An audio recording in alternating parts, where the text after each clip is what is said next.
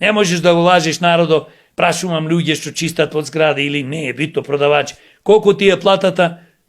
Сега влегувам у кам и едно девојче вика ќе го напуштам кам. Овде треба да работам и 2 смени и сабота. Си најдов работа во една смена и поќе платен.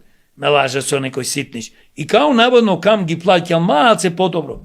Па ти, кој ќе одиш по овие бутици или продавници, тоа е све минимум, човече. А да не зборам и некој газди дури ги терат нешто назад да му вратат негде и повеќето, можам да кажам слободно, не се ни обезбедени пензиско и здравствено осигурување. 5 години. Најголемите криминалци, политички или стопански, тие не се по затвори.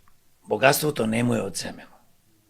Значи, кога ќе дојдиш да ја менеджираш државата, треба да донесиш комплетно нови закони, и ако ги има тие закони треба да се спроведат. Значи ти мораш да имаш закон, кој што реков, потекло на имото, да се конфискува све ако е стекнато на криминален начин.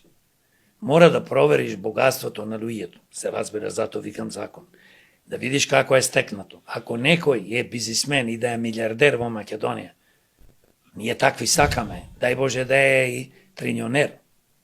Зошто? Затоа што тие вработуваат, такви луѓе се ретки,